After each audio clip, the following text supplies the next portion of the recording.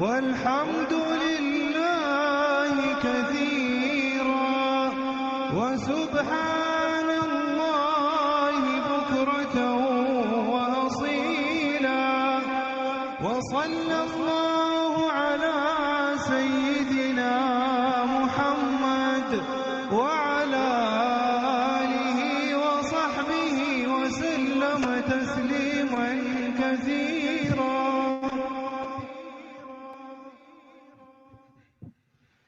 الله أكبر الله أكبر الله أكبر لا إله إلا الله. الله أكبر الله أكبر ولله الحمد. الله أكبر الله أكبر الله أكبر لا إله إلا الله. الله أكبر الله أكبر ولله الحمد. الله أكبر الله.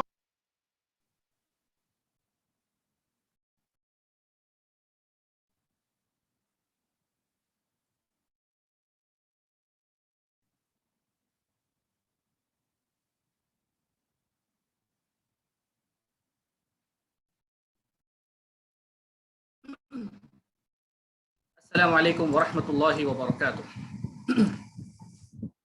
إن الحمد لله نحمده ونستعينه ونستغفره ونعوذ بالله من شرور أنفسنا ومن سيئات أعمالنا. من يهده الله فلا مضل له ومن يضلل فلا هادي له وأشهد أن لا إله إلا الله وأشهد أن محمدا عبده ورسوله.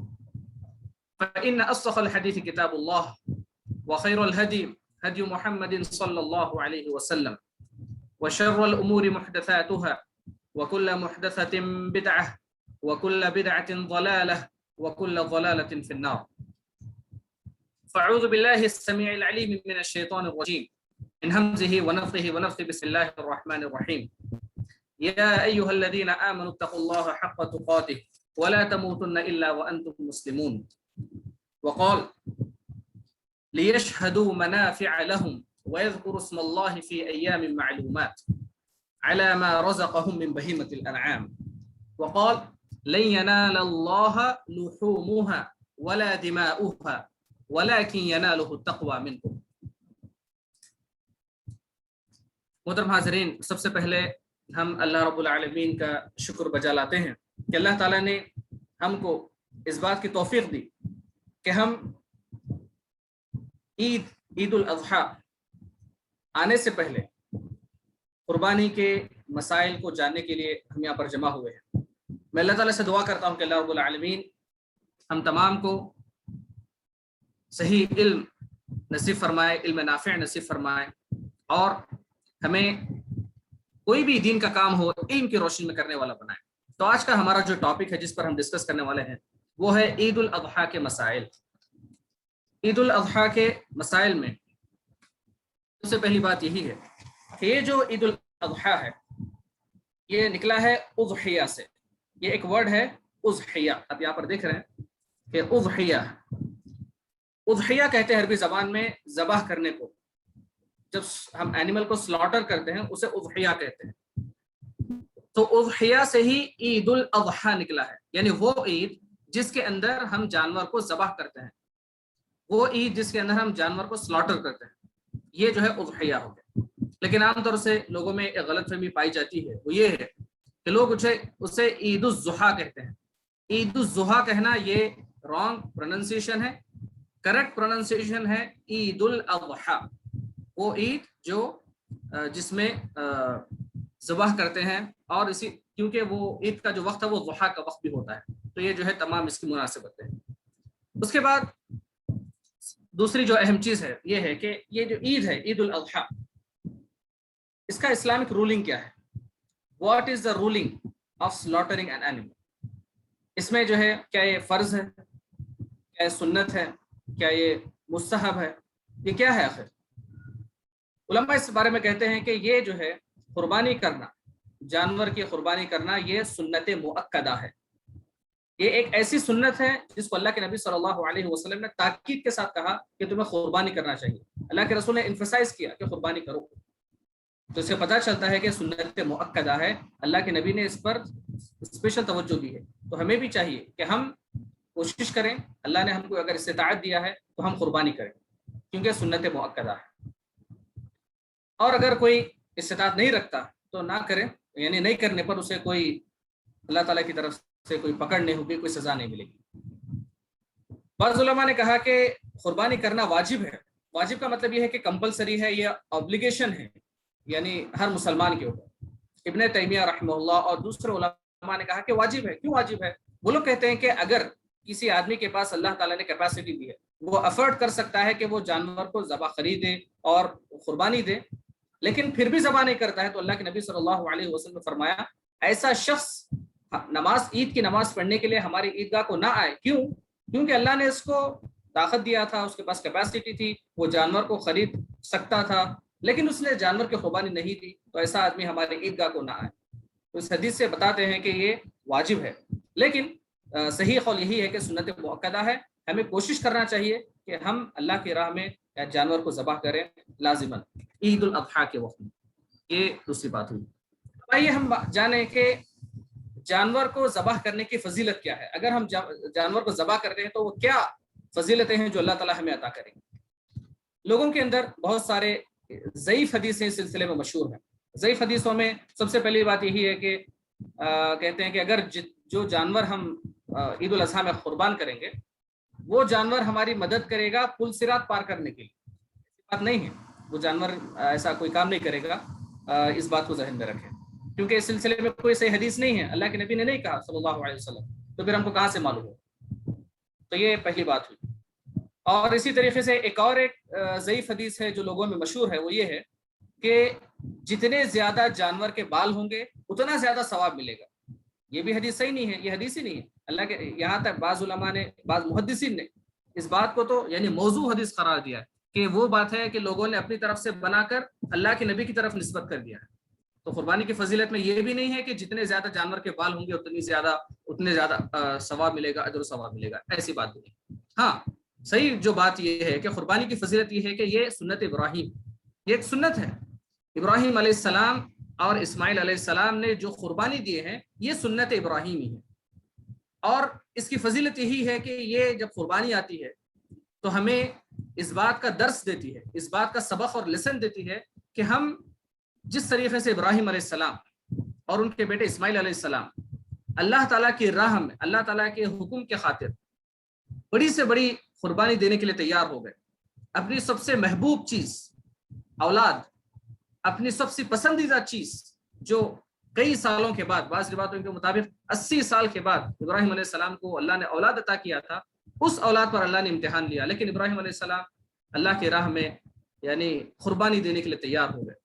تو یہ عید ہمیں یہ سبق دیتی ہے کہ ہم ہماری زندگی کے اندر اللہ تعالیٰ کی خوشنودی کے لیے، اگر اللہ تعالیٰ کی مرضی پر چلنے کے لیے ہماری اگر محبوب سے محبوب چیز کو بھی قربان کرنا پڑے تو ہمیں اس کے لیے تیار ہونا چاہیے۔ یہ عید الاضحیٰ کا پیغام ہے، یہ جو ہے، اور دین کے خاطر قربانی دینے کا سبق ہمیں یہاں سے ملتا ہے۔ اور قرآن مجید میں اللہ تعالیٰ ارشاد فرماتے ہیں کہ یہ جو تم قربانی کرتے ہو اس کا اجر جو ہے بالوں کے حساب سے نہیں ملتا کہ جانور کے جتنے بال ہے اتنا ثواب، بلکہ ہمارے دل میں جو تقویٰ ہے، ہمارے پاس جو اخلاص ہے، ہم جس اچھی نیت کے ساتھ اگر قربانی کر رہے ہیں تو اللہ تعالیٰ کے پاس وہ چیز میٹر کرتی ہے، اس کے حساب سے اللہ تعالیٰ اجر و ثواب دے گا۔ اسی وجہ سے سورہ حج کے اندر اللہ تعالیٰ ارشاد فرماتے ہیں لَن يَنَالَ اللَّهَ لُحُومُهَا وَلَا دِمَاؤُهَا وَلَكِن يَنَالُهُ التَّقْوَى مِنكُمْ، کہ اللہ تعالیٰ کے پاس ہم جو قربانی کرتے ہیں نہ تو گوشت پہنچتا ہے نہ تو خون پہنچتا ہے جانور کا، اگر اللہ تعالیٰ کے پاس کوئی چیز پہنچتی ہے تو وہ ہمارے دل کا تقویٰ ہے۔ تو یاد رکھیں، جانور چاہے کم بال والا ہو، زیادہ بال والا ہو، جانور چھوٹا ہو یا بڑا ہو، اہم چیز اللہ تعالیٰ کے پاس جو میٹر کرتی ہے وہ ہے آپ کا تقویٰ ہے۔ تو اس بات کو ذہن میں رکھیں، یہی جو ہے اس عید الاضحیٰ کی قربانی کرنے کی فضیلت ہے۔ اب آئیے اس کے بعد سب سے اہم جو ٹاپک ہے وہ ہے جانور کی عمر کیا ہے، کیونکہ جب ہم جانور خریدنا چاہ رہے ہیں تو ہمیں معلوم ہونا چاہیے کہ کس عمر کا جانور ہمیں لینا چاہیے۔ اللہ کے نبی صلی اللہ علیہ وسلم فرماتے ہیں کہ لا تذبحوا الا مسنہ الا ان يعثر عليكم فتذبحوا جزعة من الضأن۔ تو اصل تو یہ ہے کہ جو بکرا ہوتا ہے جو ہم ذبح کرتے ہیں، 1 سال مکمل کرنے کے بعد دوسرے سال میں جب وہ انٹر ہوتا ہے تب ویسا بکرا ہمیں ذبح کرنا چاہیے۔ لیکن اللہ یہ تو ضروری ہے، یہی کمپلسری ہے۔ لیکن اگر مارکیٹ میں ایسا ہو گیا کہ وہ ایج کا جانور مارکیٹ میں اویلیبل ہی نہیں ہے، تب کیا کریں گے؟ قربانی کریں گے یا نہیں کریں گے؟ تو اللہ کے نبی نے صلی اللہ علیہ وسلم نے فرمایا کہ کرو، لیکن اگر یہ مشکل ہو گیا کہ وہ ایج یعنی 1 سال کمپلیٹ کر کے 2nd ایئر میں انٹر ہونے والا جانور آپ کو نہیں مل رہا ہے بکرا، تو 6-7 مہینے کا جو مینڈا ہے وہ ہی صحیح آپ ذبح کر دو، کوئی بات نہیں، یہ مجبوری کی حالت میں ہے، یہ جو ہے صحیح حدیث ہے۔ اور مسنہ جو حدیث میں مسنہ کا جو ورڈ ہے اس کا مطلب یہی ہے کہ 1 سال کا جانور ہمیں ذبح کرنا چاہیے، نہ ملنے پر جزعہ یعنی وہ مینڈے کا بچہ جو 6 مہینے کمپلیٹ ہو گئے اور 7ویں مہینے میں وہ داخل ہوا، تو یہ جو ہے عمر کے بارے میں ہے۔ لیکن اب اہم سوال یہ ہے کہ آپ جانور کی عمر کو کیسے پہچانیں گے؟ اس کے پاس تو کوئی ایسے برتھ سرٹیفکیٹ تو رہتی نہیں ہے۔ تو جانور کی عمر کو پہچاننے کا جو طریقہ ہے وہ ہے جانور کے دانت، یہ فوٹو کے اندر دیکھیے آپ، وہ جو ہے جانور کے دانت نظر آ رہے ہیں، تو جانور کے دانتوں کے ذریعے سے اس کی عمر پہچانی جائے گی، اس کی ایج کو جو ہے آئیڈینٹیفائی کیا جائے گا کہ جانور کی ایج کیا ہے۔ کیونکہ جیسا یعنی 1 سال کا اس وقت ہوتا ہے اس کے دودھ کے جو دانت ہوتے ہیں جھڑ جاتے ہیں، اس کے بعد ہڈی کے دانت آتے ہیں جانور کے، تبھی وہ جو ہے 1 سال کا ہوتا ہے۔ یہ بات جو ہے ذہن میں رکھیں۔ اب یہ تو جو ہے جانور کی بات ہوگی، لیکن یہاں پر آپ دیکھیں کہ اللہ کے نبی صلی اللہ علیہ وسلم نے یہ جو دانت والی بات ہے، الحمدللہ 1400 سال پہلے 1400 ایئرس بیفور آپ نے ہم کو بتا دیا تھا کہ جانور کی ایج کو پہچاننے کا طریقہ کیا ہے، اس کے دانت ہے۔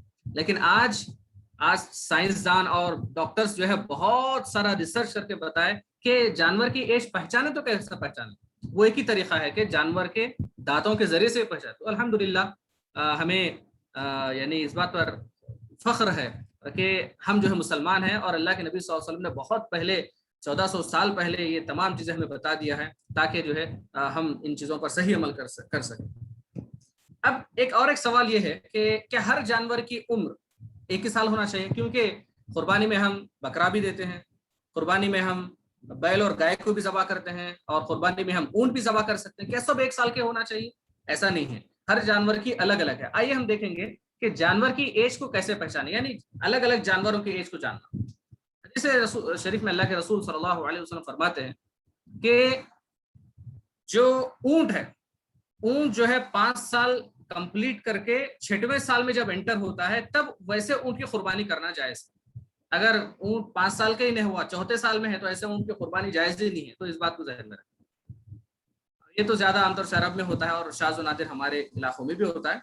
اور اگر بیل اور گائے ہیں تو 2 سال ہے، 2 سال وہ کمپلیٹ کرنے کے بعد 3رے سال میں جب انٹر ہوتے ہیں تو ایسے ہی یعنی بیل اور گائے کی قربانی ہمیں کرنا ہے۔ اگر 2 سال سے کم ہے تو جانور کو لینا ہی نہیں ہے، اس کی قربانی نہیں ہوتی، یہ بات بھی ذہن میں ہونا چاہیے۔ اب اسی طریقے سے جو بکرا ہے اس کے بارے میں، بکرا کا مطلب یہ نہیں کہ صرف بکرا، اب جتنے بھی آتے ہیں، بکرا ہے، مینڈا ہے، اور جو ہے پوٹلا ہے اور دمبا، یہ تمام چیزوں، یہ سارے کیٹیگریز جو ہے صرف ان لوگوں کے لیے ایک ہی ایج ہے، وہ ہے مسنہ، 1 سال۔ تو 1 سال کمپلیٹ ہونے کے بعد دوسرے سال میں جب انٹر ہوتے ہیں تو یہ جو ہے ان کی قربانی جائز ہے۔ تو یہ 3 آپ فوٹو میں دیکھ رہے ہیں کہ یہاں پر اونٹ ہے، اور یہاں پر جو ہے بکرا ہے، اور جو ہے یہاں پر اور بیل اور گائے بھی ہے یہاں پر۔ اس کے بعد اب ہم کو یہ بھی معلوم ہو گیا کہ جانور کی عمر کیا ہونا چاہیے اور کون سے جانور کی کتنی عمر ہونا، یہ بھی ہمیں معلوم ہو گیا۔ اب اس کے بعد ایک اہم سوال یہ ہے کہ کتنے جانوروں کی آخر قربانی کر سکتے ہیں؟ کیا دنیا میں جتنے جانور ہیں سب کی کر سکتے ہیں کیا؟ ایسا نہیں ہے، اللہ تعالیٰ نے ہمیں بتا دیا ہے کہ تم فلاں جانور کی ہی قربانی کر سکتے ہیں۔ سورہ انعام کے اندر آیت نمبر 143 میں اللہ تعالیٰ کہتے ہیں 8 ازواج، کہ 8 قسم کے جانور ہیں جن کی تم قربانی کر سکتے ہو۔ کیٹیگری کے حساب سے وہ 4 ہی ہیں، لیکن وہ 8 کیسے ہو رہے ہیں؟ یعنی نر اور مادہ، میل اور فیمیل، ایسا ملا کر یہ جو ہے 8 ہو جا رہے ہیں، کیٹیگری کے حساب سے 4 ہی ہے۔ اور ان میں یہاں پر سب سے پہلے کہتے ہیں اللہ تعالیٰ کے ثمانیۃ ازواج من الضأن اثنین ومن المعز اثنین، کہ سب سے پہلے جو ہے ہم بکرا کی ذبح کر سکتے ہیں، بکرا اور بکری یہ دونوں کی قربانی جائز ہے۔ اسی طریقے سے مینڈا اور مینڈی ان کی قربانی جائز ہے، جسے ہم پوٹلا کہتے ہیں یہاں پر حیدرآباد میں، اور جو ہے آپ اس کو گوٹ بولیے اور جو بھی اس کے نام ہے۔ تو بکرا بکری، مینڈا مینڈی، یہ کتنے ہو گئے؟ 4 ہو گئے۔ اسی طریقے سے اونٹ اونٹنی، اونٹ میل بھی کر سکتے ہیں، نر اور مادہ بھی کر سکتے ہیں، تو اونٹنی اور اونٹ 6 ہو گئے۔ لاسٹ کے 2 ہیں وہ ہے بیل اور گائے، دونوں بھی کر سکتے ہیں، تو ٹوٹل 8 ہوئے۔ ان 4 کے علاوہ، یعنی 4 جانوروں کے علاوہ، فوٹو میں آپ دیکھیں یہاں پر بیل، اونٹ، بکرا، پوٹلا اور یا دمبا جو بھی ہے، تو ان 4 کے علاوہ کسی کی قربانی جائز نہیں ہے عید الاضحیٰ کی۔ یہ بات بھی ہمیں ذہن میں ہونا چاہیے، کیونکہ لوگ جو ہے اچھا بھینس کا کیا حکم ہے، تو جو انڈیا میں، نارتھ انڈیا میں اور بعض جگہوں پر جو ہے بھینس کی بھی قربانی ہوتی ہے، تو علماء نے کہا کہ بھینس کا حکم یہ بیل اور گائے کی کیٹیگری میں ہی آتا ہے، اس وجہ سے بھینس کی قربانی بھی جائز ہے، تو یہ جو ہے یہ بات بھی ہمیں ذہن میں ہونا چاہیے۔ اس کے بعد اور ایک اہم چیز یہ ہے کہ جب قربانی کے لیے ہم جانور کے تفصیلات جب معلوم کیے، تو قربانی کے دن کب ہے، کب ہمیں قربانی کرنا چاہیے؟ تو حدیث شریف میں اللہ کے رسول صلی اللہ علیہ وسلم فرماتے ہیں ان یوم عرفہ و یوم النحر و ایام التشریق عندنا اہل الاسلام وہی ایام الاکل والشرب۔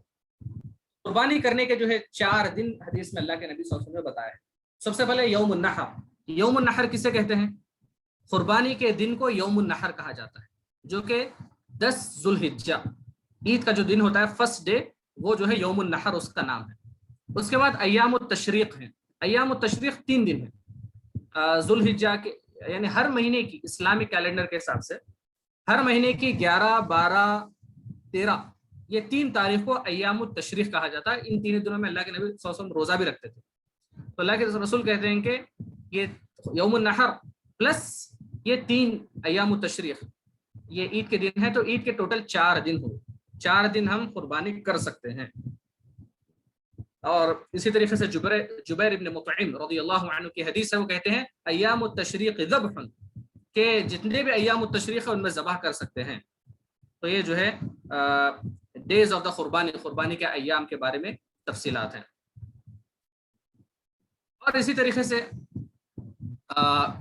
میری آواز آپ لوگوں کو صحیح آ رہی ہے یا کچھ گڑبڑ ہے؟ چلیے صحیح ہے۔ اوکے، اب جانور کی کوالٹیز کیا ہونا چاہیے، یہ بھی بہت امپورٹنٹ ہے کہ جب ہم جانور لے رہے ہیں تو اس کے اندر کچھ ایسے چیزیں ہیں جو ہمیں چیک کرنا ہے۔ اگر اس کے اندر کوئی ڈیفیکٹ ہے تو ڈیفیکٹ والا جانور نہیں لے سکتے۔ کون سے ڈیفیکٹ ہیں جو اگر جانور کے اندر پائے جائیں تو جانور کو ہمیں نہیں لینا ہے؟ حدیث رسول میں اللہ کے رسول صلی اللہ علیہ وسلم فرماتے ہیں کہ 4 ایسے ڈیفیکٹس ہیں جو جانور کے اندر پائے جائیں تو جانور کی قربانی نہیں کرنا۔ سب سے پہلے کیا ہے، وہ جانور جو یعنی جیسے سنگ ہوتی ہے، ٹھیک ہے، ایسا جانور جس کی سنگ ہے یا مار لگا ہوا ہے، تو وہ اگر نہیں ہے تو ایسے جانور کی قربانی نہیں کر سکتے، وہ جانور نہیں لینا۔ خریدنے جب جا رہے ہیں تو دیکھنا کہ اس کے سنگ ہے کیا نہیں ہے، اس کے کان ناک سب اچھے ہیں، کہیں کٹا ہوا تو نہیں ہے، کہیں زخم تو نہیں ہے، یعنی اس طریقے کی چیزیں جو ہے جانور صحیح سالم ہونا چاہیے، یہ پہلی چیز ہے۔ دوسری جو چیز ہے وہ یہ ہے کہ جانور بیمار نہیں ہونا چاہیے۔ اگر ہم کو پتا چلا کہ جانور بیمار ہے تو بیمار جانور کی قربانی، اللہ کے رسول نے کہا کہ بیمار جانور کی قربانی نہیں کرنا، بیمار جانور کو خریدنا ہی نہیں، سستے میں مل رہا تو بھی نہیں خریدنا، فری میں مل رہا تو بھی نہیں، یہ قربانی کے لیے، اس کے لیے قربانی کے لیے ایک دم مضبوط، صحت مند اور خوبصورت بہترین جانور چاہیے۔ اسی طریقے سے تیسرا جو ڈیفیکٹ ہے جو جانور کے اندر ہے تو قربانی نہیں کرا، وہ ہے لنگڑا۔ اگر جانور لنگڑا ہے تو لنگڑے جانور کی قربانی بھی جائز نہیں ہے، یہ بات بھی ذہن میں۔ اسی طریقے سے اگر جانور دبلا ہے، کمزور ہے، چربی نہیں ہے، پورے ہڈیاں نظر آ رہے ہیں، تو ایسے جانور کی بھی قربانی نہیں کرنا ہے۔ جب اللہ تعالیٰ کی راہ میں ہم دے رہے ہیں تو اچھے سے اچھا خوبصورت جانور دینے کی کوشش کرنا چاہیے۔ حضرت انس رضی اللہ تعالیٰ عنہ وہ بیان کرتے ہیں کہ اللہ کے نبی صلی اللہ علیہ وسلم نے جب قربانی کیا تو حضرت انس جو ہے ان جانوروں کو دیکھے، اللہ کے نبی صلی اللہ علیہ وسلم نے 2 بکروں کی قربانی دیا تھا۔ ایک بکرا آپ اپنے لیے اور اپنی فیملی کے لیے ایک بکرا ذبح کریں، اور دوسرا بکرا پوری امت کے نام پر ذبح کریں۔ تو اس سے کیا، اور حضرت انس کہتے ہیں کہ اللہ کے نبی صلی اللہ علیہ وسلم کے بکرے کیسے تھے، آخر وہ اس کو ڈسکرائب کر رہے ہیں۔ وہ کہتے ہیں کہ اللہ کے نبی صلی اللہ علیہ وسلم کے بکرے خوبصورت تھے اور بھاری بھرکم تھے، یعنی ایک دم صحت مند اور دیکھنے میں بھی خوبصورت تھے، ان کے سنگ وغیرہ ہر چیز بہترین تھی، اور ان کے آنکھوں کے حلقوں کے پاس کالا کلر تھا، ان کے پیٹ کے پاس کچھ کالا کلر تھا، دم کے سائڈ میں کچھ کالا کلر تھا. تو یعنی کہ جانور ایک بہترین صفات والا جانور تھا، یہ حضرت انس رضی اللہ تعالیٰ عنہ بیان کرے. تو یہی چیز ہمیں بھی ذہن میں رکھنا چاہیے کہ جب ہم بھی جانور خرید رہے ہیں تو اچھے سے اچھا اور خوبصورت سے خوبصورت بھاری بھرکم جانور خریدنے کی کوشش کرنا. ٹھیک ہے، تو یہ جو ہے کیونکہ یہ اللہ تعالیٰ ہمارے تقوی کو دیکھنا چاہتے ہیں، تو اللہ تعالیٰ اگر ہمیں استطاعت دیے ہیں تو کوشش کرنا کہ اچھے سے اچھی چیز اللہ کی راہ میں ہم قربان کریں. اس کے بعد جو چیز ہے وہ یہ ہے کہ جانور ذبح کرنے کے ایٹیکیٹس کیا ہیں، ایٹیکیٹس اس کے آداب کیا ہیں، کن جانور کو ذبح کرنے کے آداب بھی ہمیں ذہن میں رکھنا چاہیے، کیونکہ اسلام جو ہے ایک ایسا مذہب ہے جو ہر چیز میں ہمیں ادب سکھاتا ہے. تو جانور کو ذبح کرنے کی بھی آداب سکھائے ہیں. دیکھیے سب سے پہلے جو جانور جب ہم ذبح کریں تو جانوروں کو بری طریقے سے کھینچنا گھسیٹنا نہیں چاہیے، یہ ادب کے خلاف ہے. اسی طریقے سے چاقو جو ہے بالکل تیز ہونا چاہیے، اور جو ہے ایک جانور کے سامنے دوسرے جانور کو ذبح نہیں کرنا، حالانکہ اسے یہ ادب کے خلاف ہے، یہ ایسا نہیں کرنا چاہیے. اور اسی طریقے سے یہ بھی کہتے ہیں کہ جانور کے آنکھوں کے سامنے بالکل جو ہے چھری تیز کر رہے ہیں، تو یہ بھی جو ہے ادب کے خلاف ہے، یہ آداب میں شمار ہے. اور یہ تو عام چیزیں ہو گئی، لیکن سب سے اہم جو ادب ہے وہ یہ ہے کہ جانور کو ذبح کرتے وقت اس کے پیر قبلے کی طرف ہونا چاہیے. یعنی اصل میں جانور کو قبلے کی طرف رکھ کر ذبح کریں.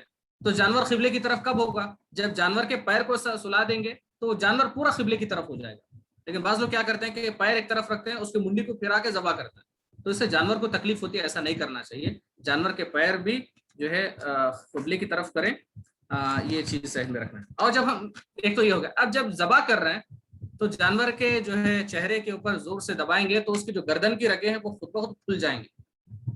تو ہمیں جو ہے ان رگوں کو کاٹنا ہے. 3 رگیں ہیں جو حدیث میں اللہ کے نبی صلی اللہ علیہ وسلم فرماتے ہیں، وہ ہیں ایک تو ہوا کی نالی ہے، ہوا کی جو نالی ہے وہ کاٹنا ہے، اس کو ونڈ پائپ بولتے ہیں، تو ہوا کی نالی کاٹنا ہے. اور اسی طریقے سے کھانے کی جو نالی ہے وہ کاٹنا ہے، اور اسی طریقے سے جو شہ رگ ہے وہ کاٹنا ہے. یہ 3 رگیں جب کٹ جاتی ہیں تو تب جانور صحیح طریقے سے ذبح ہوتا ہے، یہ ذہن میں رکھنا ہے. اور ذبح کرنے سے پہلے جو دعا ہے، دعا کیا پڑھنا ہے؟ تو جو دعا ہے بسم اللہ اللہ اکبر، اللہ تعالیٰ کے نام لے کر ذبح کرنا چاہیے. یہی بات قرآن مجید میں کہا گیا لیشہدوا منافع لہم ویذکروا اسم اللہ فی ایام معلومہ، اللہ تعالیٰ کا نام لو، اللہ تعالیٰ کا ذکر کرو ان کے اوپر. تو ذکر اللہ تعالیٰ کا نام کیا لینا ہے؟ وہی بسم اللہ اللہ اکبر، یہ واجب ہے. یہ اگر کہہ کر ہم ذبح کرتے ہیں تو ہماری ذمہ داری پوری ہو جاتی ہے اور جانور صحیح طریقے سے حلال ہو جاتا ہے. لیکن اگر اس کے علاوہ دوسری بھی دعائیں ہیں، جیسا کہ انی وجہت وجہی للذی فطر السماوات والارض حنیفا وما انا من المشرکین، اور قرآن کی جو آیت ہے ان صلاتی ونسکی ومحیای ومماتی للہ رب العالمین، ان کو پڑھنا مستحب ہے. اگر کوئی پڑھتے ہیں تو ٹھیک ہے، اگر کوئی نہیں پڑھتے تو کوئی بات نہیں، لیکن بسم اللہ اللہ اکبر بول کر اگر کوئی ذبح کرتے تو ان کی قربانی ہوگی. تو یہ جو ہے یہ اب یہاں پر آپ دیکھیں، یہاں پر ایک جو فوٹو ہے جس کے اندر وہی بتایا گیا ہے کہ وہ 3 کون سی رگیں ہیں جنہیں ہمیں کاٹنا چاہیے. اور جو ہے باضابطہ سائنٹسٹ اس کے اوپر ریسرچ کر چکے ہیں کہ دنیا میں جتنے بھی جانوروں کو سلاٹر کرنے کے طریقے ہیں، جانوروں کو ذبح کرنے کے جو طریقے ہیں، ان میں سب سے بیسٹ طریقہ جس میں جانور کو سب سے کم تکلیف ہوتی ہے وہ اسلامی طریقہ ہے. باضابطہ جو ہے لیبارٹری میں اس کو ریسرچ کیا گیا، جو اس کے اوپر اسٹڈی موجود ہے. تو یہ جو ہے اللہ تعالیٰ کی طرف سے ہے، تو یقیناً یہ جو ہے جانور کے حق میں سب سے بہتر طریقہ ہوگا. یہ جو ہے جانور کو ذبح کرنے کے کچھ ایٹیکیٹس ہیں. تو آئیے کچھ کامن کوسچن آنسر ہیں جو لوگوں میں پائے جاتے ہیں قربانی کو لے کر، ہم ان کو معلوم کریں گے. سب سے پہلا سوال یہی ہے کہ ایک جانور کی قربانی کتنے لوگوں کے لیے چاہیے؟ تو اس کا جواب یہی ہے کہ ایک جانور کی، سعودی عرب کی جو فتویٰ کمیٹی ہے اسے فتویٰ اللجنہ الدائمہ کہا جاتا ہے. تو پرماننٹ گورنمنٹ کی طرف سے ایک علماء کی ایک منسٹری تیار کی گئی، وہ منسٹری جو ہے فتویٰ کمیٹی، بہت دنیا کے یعنی سب سے ٹاپ علماء اس کے اندر موجود ہوتے ہیں. تو وہاں سے جو فتویٰ نکلتا ہے بہت ویلیوبل ہوتا ہے. تو وہاں پر ایک سوال آیا کہ ایک جانور میں کتنے لوگوں کی قربانی ہو سکتی ہے. تو سوال کرنے والے نے کہا کہ میرے گھر میں 22 لوگ ہیں. تو جواب یہی آیا کہ ایک جانور، یعنی ایک جانور سے مراد ایک بکرا ہے. مثال کے طور پر ایک بکرا اگر، اور وہ جتنے بھی گھر میں لوگ رہتے ہیں وہ سب لوگوں کا کھانا ایک ہی بورچی خانے میں اگر پکتا ہے وہ کمپلسری ہے. اگر گھر میں جو ہے بڑا گھر ہے اس کے اندر سب کا اپنا اپنا بورچی خانہ ہے تو وہ ایک گھر میں وہ اس میں شمار نہیں ہوں گے جس کا ایک ہی بورچی خانے میں کھانا پکتا ہے. تو ایسے جو لوگ ہیں یہ ایک گھر کے شمار کیے جائیں گے. تو ایک بکرا ذبح کریں گے تو 22 کے 22 پوروں کی قربانی برابر ہو جاتی ہے. یہاں تک کہ امام شوکانی رحمہ اللہ جو بڑے محدث ہیں انہوں نے کہا کہ ایک جانور 100 لوگوں کے لیے بھی کافی ہے. ایک جانور, اب اللہ کے نبی صلی اللہ علیہ وسلم جو ہے ایک بکرا ذبح کرے پوری امت کے لیے. اب امت میں کتنے لوگ ہیں تو پتہ یہ چلا کہ اللہ کے نبی صلی اللہ علیہ وسلم بھی ذبح ایسی کیے ھذا عنی وعن اہل بیتی کہ یہ جانور میرے لیے ہے اور میرے گھر والوں کے لیے. تو اس بات کو ذہن میں رکھیں, ایک جانور انشاءاللہ پورے گھر کے لیے, پورے یعنی گھر کے افراد اور خاندان کے لیے کافی ہو جائے گا.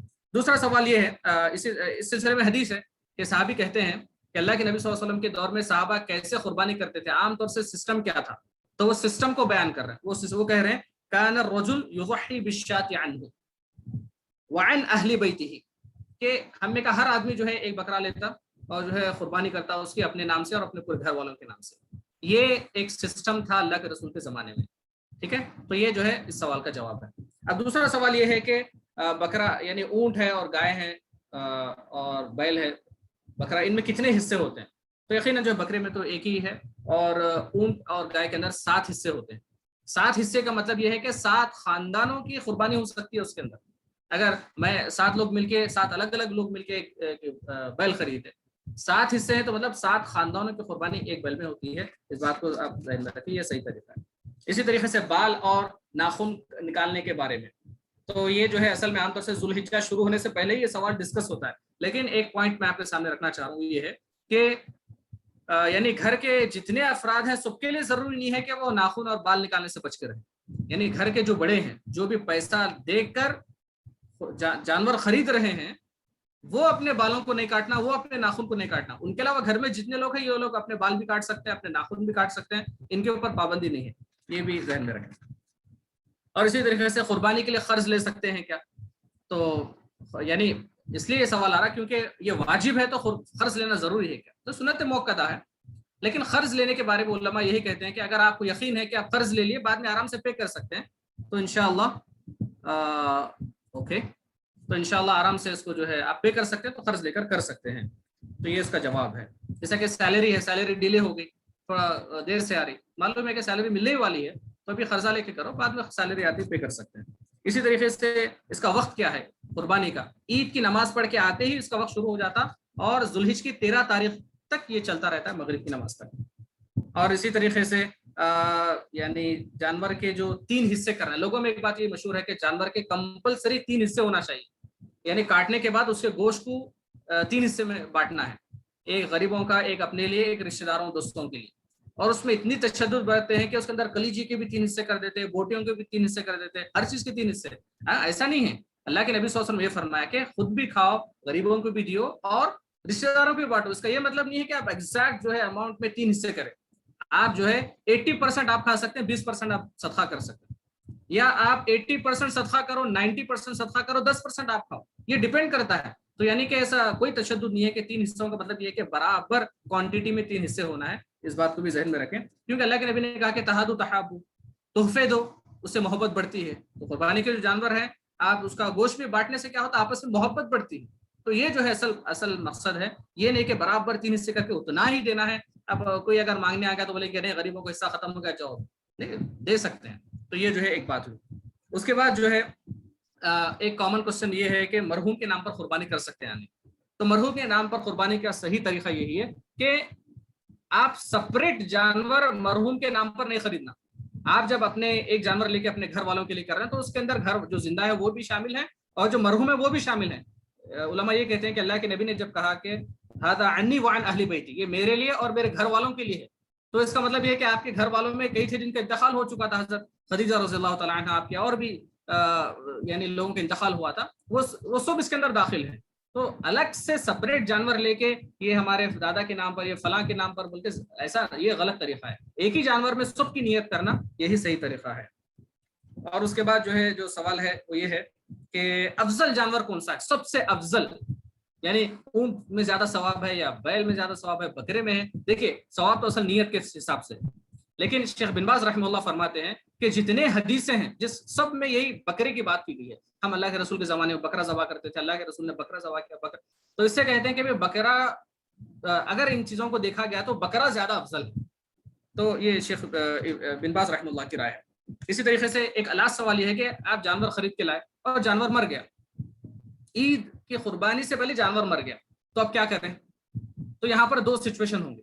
ایک تو یہ ہے کہ اگر آپ ریسپانسبل ہے جانور کے مرنے کے لیے، جیسا کہ آپ اس کو ٹائم پہ چارہ نہیں دیے، یا اگر رسی ایسا باندھ دیے تھے کہ گلے میں پھنس کے مر گئی، تو آپ اس کے ریسپانسبل ہو گئے. ایسی کنڈیشن میں آپ کو جو ہے اور ایک جانور خریدنا، اس کو ذبح کرنا، یہ ہے.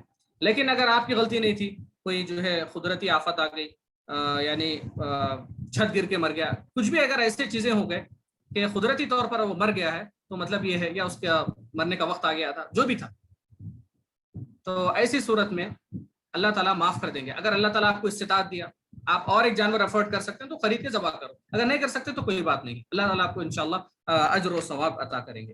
تو یہ جو ہے کچھ اہم FAQs تھے جو قربانی کے تعلق سے جو عام طور سے پوچھے جانے والے سوالات تھے. تو اللہ تعالیٰ سے ہم دعا کرتے ہیں کہ اللہ رب العالمین ہم تمام کو جو ہے صحیح علم نافع عطا کرے اور علم کی روشنی میں اسلام پر عمل کرنے والا بنائے. اور اس بات کو نہ بھولیں کہ یعنی تکبیرات کو بلند کرتے رہے ان دنوں میں، اور خاص طور سے جب عرفہ کا دن ہوتا ہے، عرفہ کی فجر سے لے کر ذوالحجہ کی 13 تاریخ تک لازماً ہر نماز کے بعد تکبیرات کو بلند کریں. گھر کے اندر ہیں آپ تو گھر کے اندر تکبیرات کو بلند کریں. اور جو ہے اب تو آسان ہو گیا، آپ کو یاد نہیں ہے آپ موبائل میں پلے کریں، اس کو سن کے یاد کریں. گھر کے اندر تکبیرات کو بلند کرنے کا ماحول ہونا چاہیے. ٹھیک ہے، تو یہ اللہ تعالیٰ سے دعا کرتا ہوں کہ اللہ رب العالمین تمام کو اس کی توفیق دے اور ہمیں یعنی اسلام پر علم کی روشنی میں عمل کرنے والا بنائے. یہی کچھ باتیں تھیں جو آج کے محاضرے میں، آج کے اس درس کے اندر میں آپ کے سامنے رکھنا چاہ رہا تھا. اگر آپ کے پاس کوئی کوشچن ہے تو کر سکتے ہیں، نہیں ہے تو پھر انشاءاللہ ہم لوگ انہی چند باتوں پر آج کا محاضرہ ختم کرتے ہیں. اور اسی طریقے سے میں جو ہے ہمارے جو اسٹوڈنٹس ہیں، جو نعیم، مصباح اور انیک، یہ اسٹوڈنٹس ہیں، یہ لوگ اس پروگرام کو آرگنائز کیے، کیونکہ ہماری جو کلاس چلتی تھی اسلامک اسٹڈیز کی کلاس تھی، تو اس کے اندر یہ روزانہ اسلامی کی کچھ نہ کچھ کلاسز ہوتی تھی. تو دیکھیں کہ عید کی مناسبت ہے تو ان کلاسز سے یہ لوگ بھی فائدہ اٹھائیں، تو کوئی اور لوگ بھی جو ہے اس میں جوائن ہو کر فائدہ اٹھائیں. تو اس لیے ہم نے اس کلاس کو آرگنائز کیا. تو میں جو ہے رفیع بھائی اور ان کے سارے بچوں کے لیے بھی شکریہ کہوں گا اللہ تعالیٰ کے شکر کے بعد کہ ماشاءاللہ وہ لوگ اس جذبے سے اس پروگرام کو آرگنائز کیے. اللہ تعالیٰ اس کا بہتر بدلہ دے اور دین کا صحیح علم آپ لوگوں کو عطا کرے. اور یہ جو اسٹوڈنٹس اللہ انہیں حافظ قرآن بنائے اور اسلام کی خدمت کے لیے اللہ ان کو قبول فرمائے، یہ میری دعا ہے. سبحان ربک رب العزت عما یصفون وسلام علی المرسلین والحمد للہ رب العالمین. تکبیرات بلند ہو رہے ہیں، تو جب میٹنگ ختم ہو جائے گی آپ لوگ جا سکتے ہیں انشاءاللہ. جب تک تکبیرات جس کو سننا ہے سن سکتے ہیں.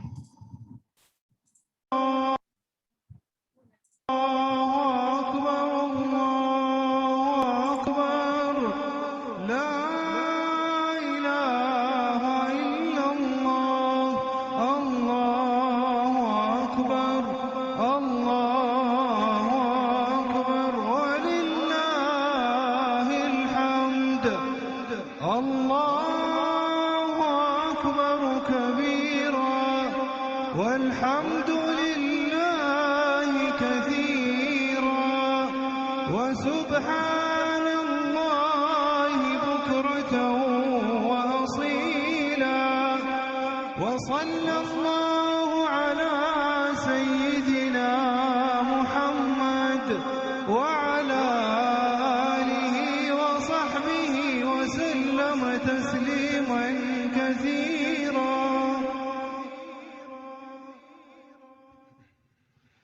الله أكبر الله أكبر الله أكبر لا إله إلا الله. الله أكبر الله أكبر ولله الحمد. الله أكبر الله أكبر الله أكبر لا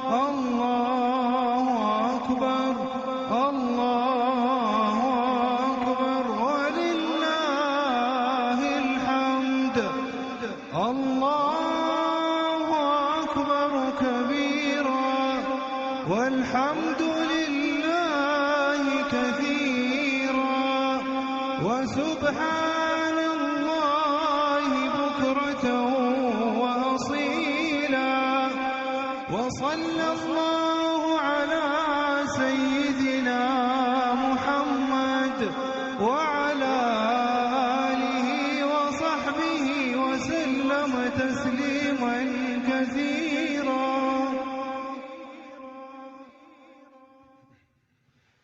الله أكبر الله أكبر الله أكبر لا إله إلا الله. الله أكبر الله أكبر ولله الحمد. الله أكبر الله أكبر الله أكبر لا إله إلا الله. الله أكبر الله أكبر ولله الحمد. الله أكبر الله أكبر الله أكبر لا إله إلا الله. الله أكبر الله أكبر ولله الحمد. الله أكبر كبيرا والحمد لله كثيرا وسبحان الله بكرة وأصيلا وصلى الله على سيدنا محمد وعلى آله وصحبه وسلم تسليما كثيرا.